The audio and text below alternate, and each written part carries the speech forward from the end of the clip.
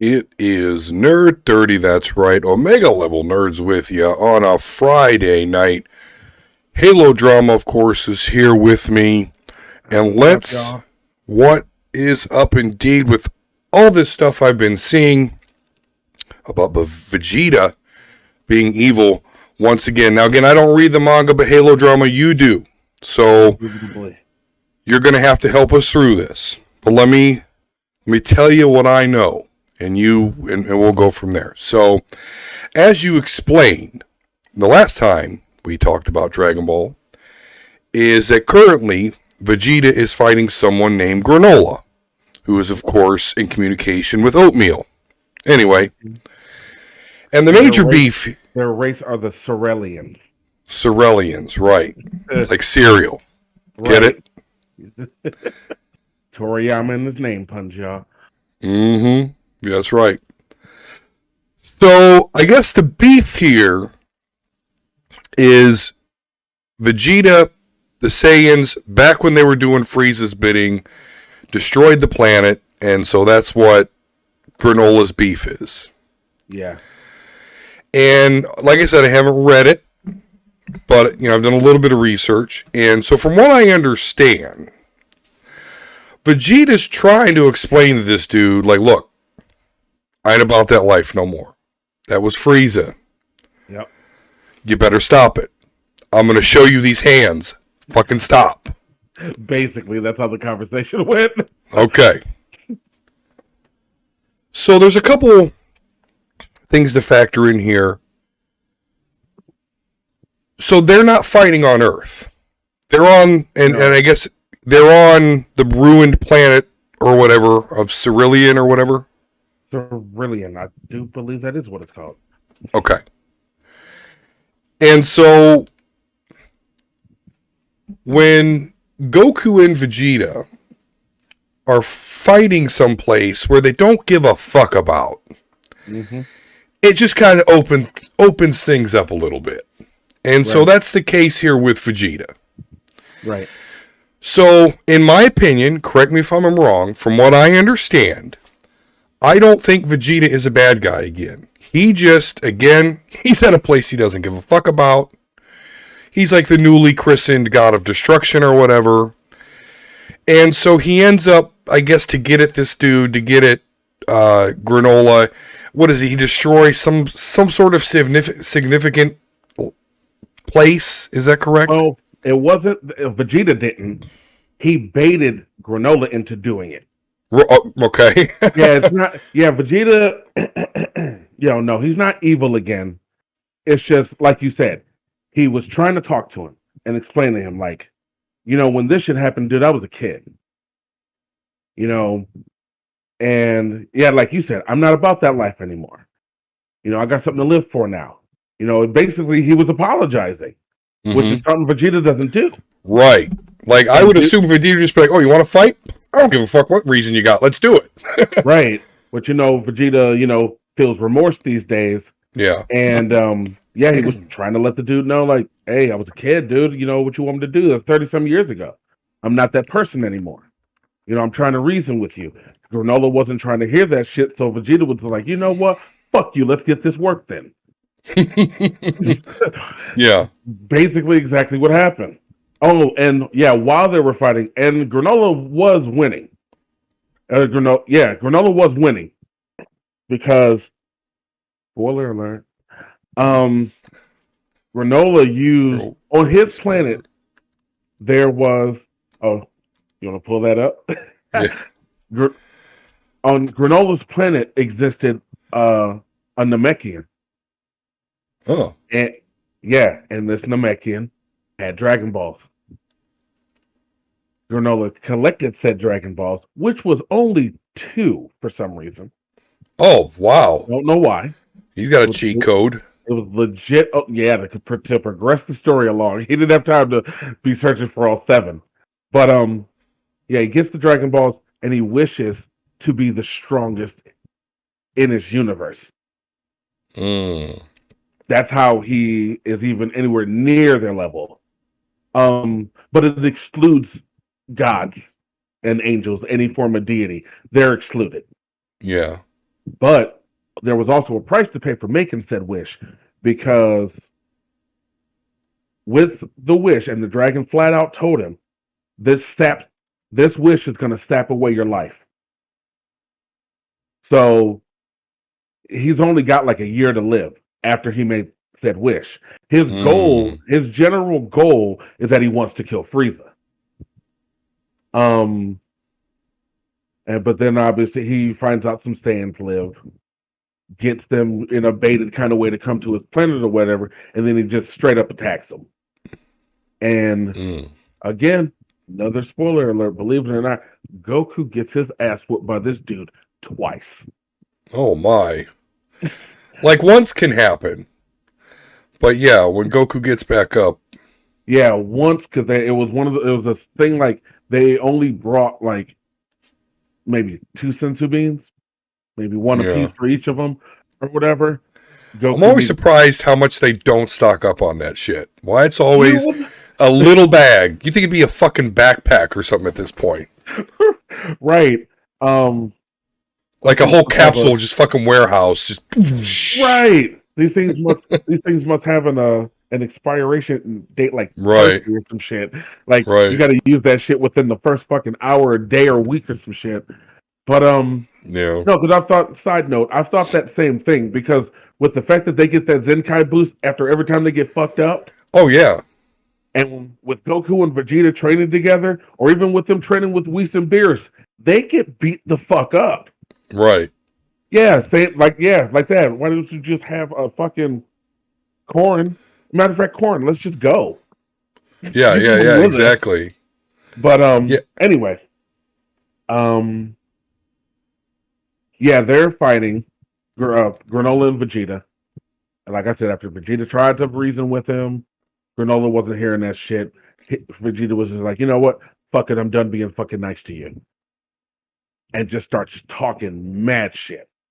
Like, fuck you people. Right. Fuck your dead relatives and shit. Like, he was talking mad shit to him.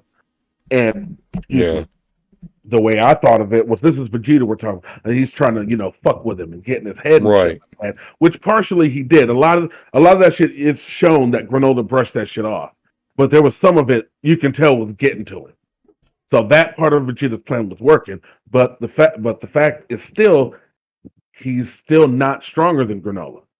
Only because of that wish. Vegeta even points that out, because where Goku may or may not, however you want to look at it, stronger than Vegeta. I mean, he is the main character, whatever.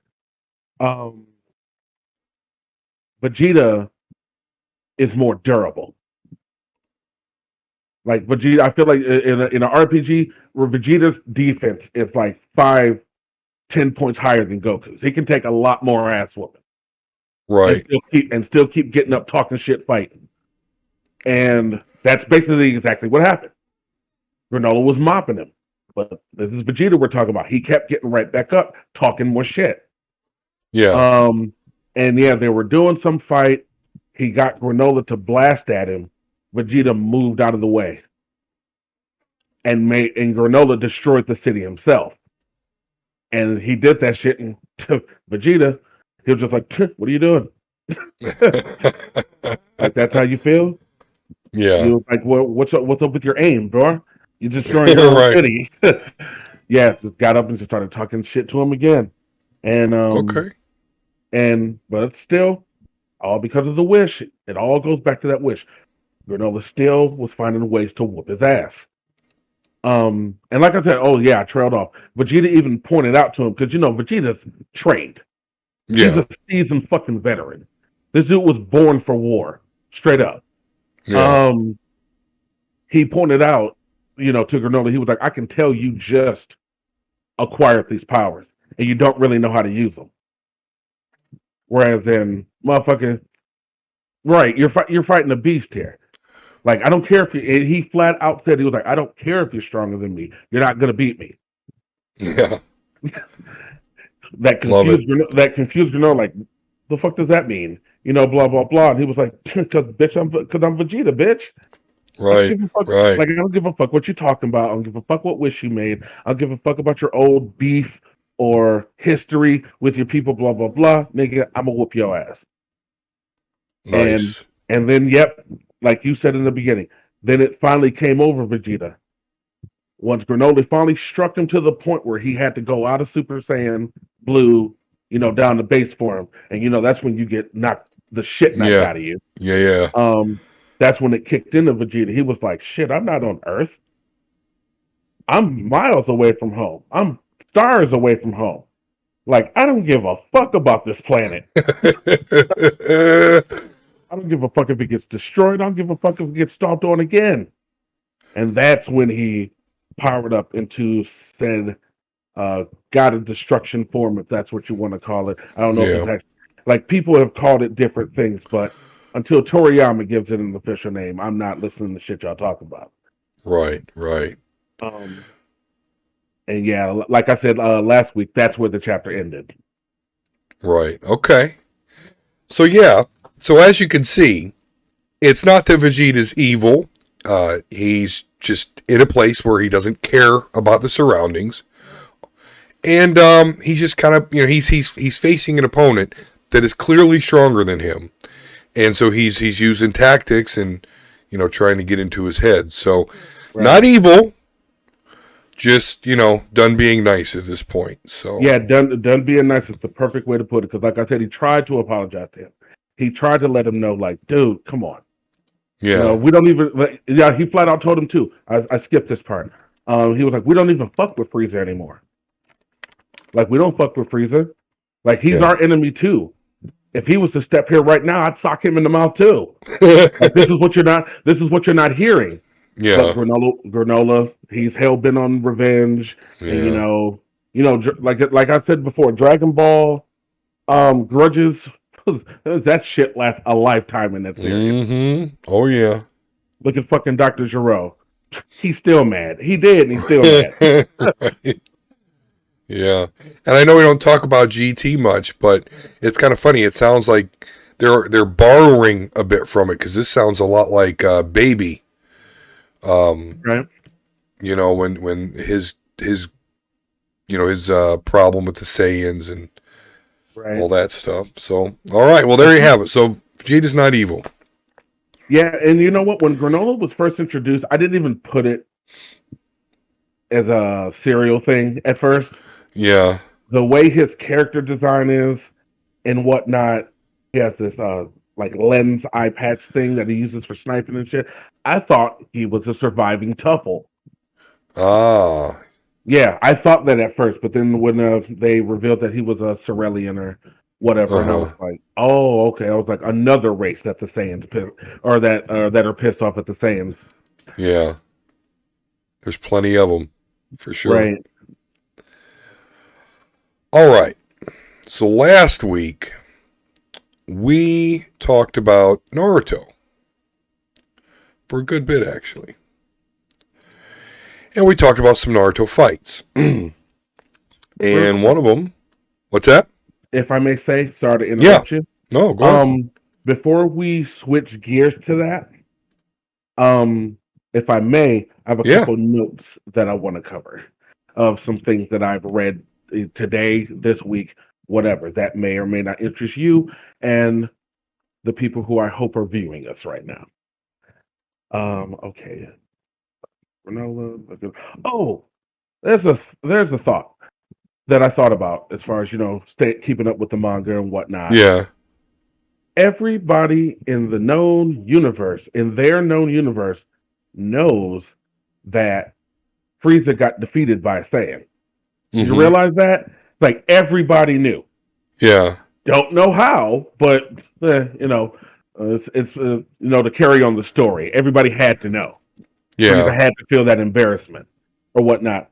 Granola. It seems like Granola and the people on his planet are the only people that don't realize that Frieza got beat by a Saiyan. They're the only ones that don't know. How many are left? I'm sorry. How many of them are left? Of the Cerealians, it seemed Yeah. like they had. It seemed like they had a whole planet. Oh. I don't know if Okay. they were all Cerealians because remember, like I said, there was a Namekian living among them. Right.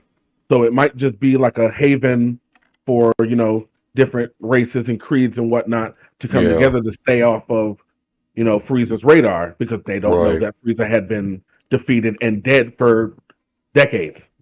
They didn't know that. So yeah, but let's see. Told you about Granola's wish. Told you about Vegeta tried to apologize. Granola wasn't hearing that shit, and Vegeta said, "Well, fuck you, then let's go." Um, Another thing I noticed about the Cerulean planet, because you can see like the Saiyan Great Ape footprints on the ground and shit. They were Oh, still there. nice. The destroyed cities and shit were still there. And I was just thinking, I was like, y'all just left some destroyed cities there for 30 years. Yeah, it's Like you know that shit's not happening in Lorain County. They done tore that shit down. oh yeah. Get rid of that blight. Right. That shit would have just been a patch of grass. They just Um, sat salty for 30 years. Just sat basically, basically, salty. just steadily walking past the same ruins every fucking day for 30 fucking years. Didn't think They to do anything until they came across, wait, 2 Dragon Balls. Right.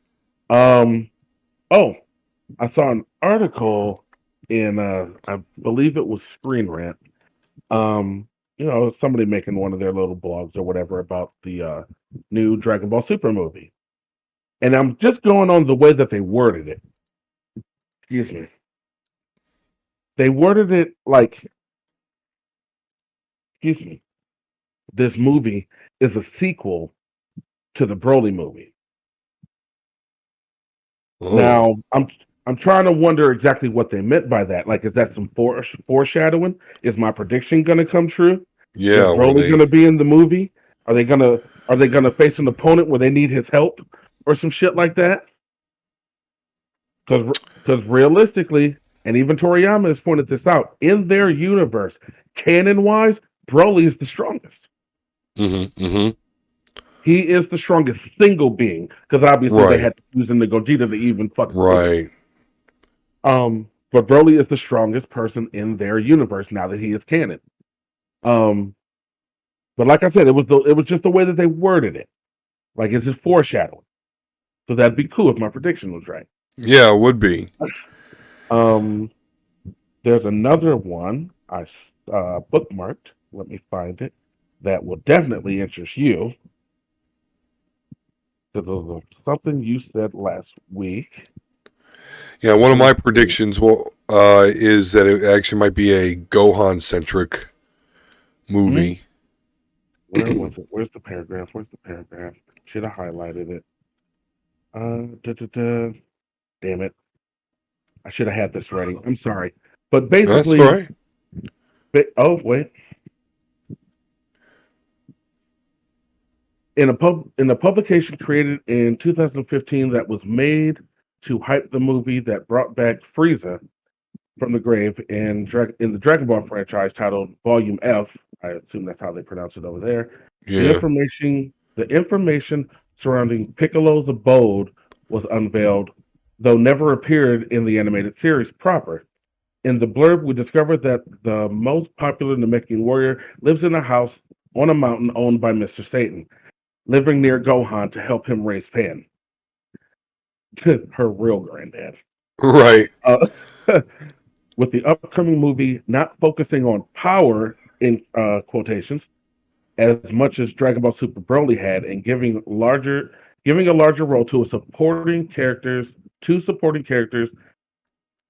of the Shonen series outside of Goku and Vegeta, we're definitely interested to see the role that Piccolo has to play in the superhero when it lands.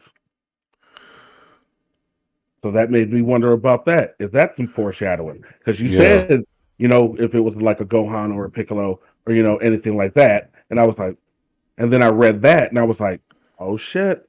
Yeah. Hey. Yeah. That's Um, right. Make sure and tune in here. We know what we're talking about. We're on the cutting edge of geek societal evolution. Omega level nerd D Square here. I hope you enjoyed this little excerpt from our show, the Omega Level Nerds podcast. I really do appreciate you checking us out. If you like what you watched today, then please check us out. there is the link to the whole entire show, over an hour's worth of some nerdy goodness for you. So definitely hope you check it out.